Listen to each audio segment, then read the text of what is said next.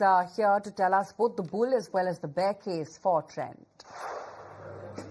Well, yes, if you take a look at Trent, lots of pros and cons coming in for the company, and they have been building up over a series of quarters. But let's break it down metric-wise or segment-wise. First, let's talk about revenue growth. The bull case in quarter two, it's been a 17% year-on-year uptick in line with street estimates. On the flip side, if you take the bear case for the revenue growth, it has been their slowest revenue growth since 2021, and the revenue growth has been decelerating for the last 5 quarters as well. So watch out for that, and that is the bear case on the revenue front. Moving ahead, let's talk about the number of stores. Now, Trent's 17% year-on-year revenue growth is primarily driven by 33% year-on-year increase in store count, so that's your bull case. On the flip side, revenue per store has declined roughly 9% year-on-year, indicating some degree of store level sales cannibalization.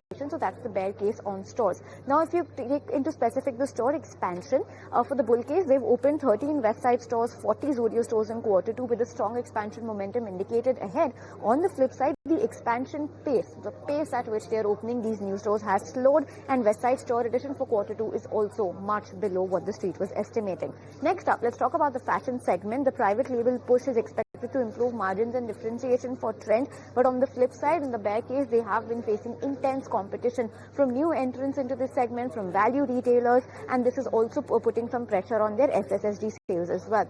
In terms of competition then, the name Trent benefits from the fact that it belongs to the Tata Group, so that trust factor is always there. But on the flip side, like we just spoke about, increasing competition from ABFRL, Reliance Retail, D-Mart, lots is weighing on Trent as well. Next up, if you take a look at their burnt toast category, their Gen Z foray, they're trying to connect with the Gen Z and youth segment in terms of affordable fashion, so that's a positive. But on the flip side, it's a new brand. The scale level is unproven yet. There is a possibility of slower acceptance in the market, and lots of competition is already there in the affordable youth segment. Next up, let's talk about the valuation front. The bull case, the stock has fallen from its PE ratio of 171 times in October to 105 times now, making the stock look more attractive.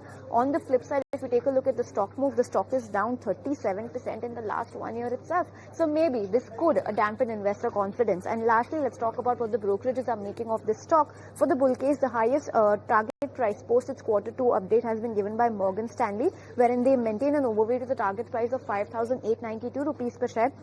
On the flip side, if you take a look at this target price too, even despite this being the highest, it is a cut from their earlier target price of 6,359, and target price cuts have been coming from Goldman Sachs too, and Equirus has downgraded the stock to a reduce from add. So that's the comprehensive bull versus bear case on Trent. Time will tell where the stock goes ahead and what the final quarter 2 earnings look like. Thank you so much.